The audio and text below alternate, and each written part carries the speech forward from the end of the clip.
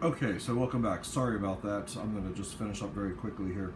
So again, Parkinson's disease, you can check in the textbook, page 261, box 12-3, and you can see some of the things I just spoke about.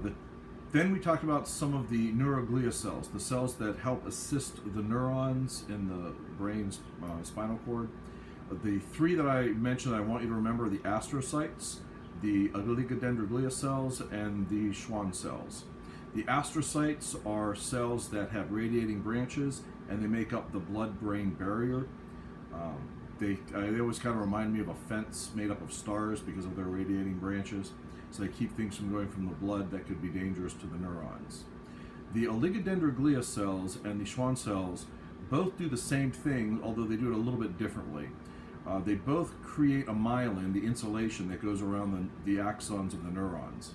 And the oligodendroglial cells do this by making part of themselves reach around several different types of, or several different neurons, whereas the Schwann cell wraps its entire self around the neuron. However, one of the important things to remember between the two, even though the oligodendroglial cells and the Schwann cells, although they do basically the same thing, it's where they do it that's very different. The oligodendroglial cells, they do their job in the central nervous system, brain and spinal cord, and the Schwann cells do their job in the peripheral nervous system, the PNS. So keep those things in mind. And you can see this also in the textbook on page 230 and 231.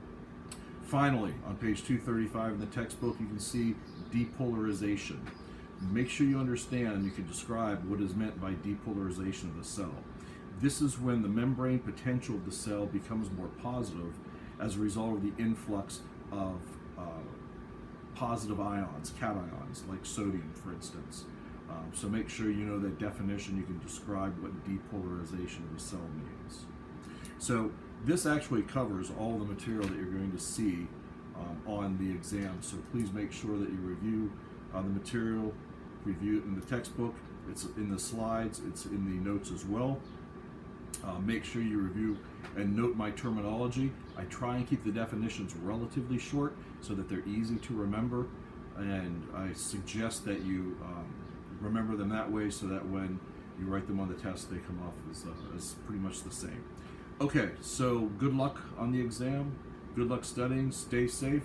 Remember to stay on top of the material. Always read. Always study the stuff. Make note cards if you have to. And remember to pray for wind, but row toward the shore. All right, stay safe. Have a good weekend, and I'll see you soon.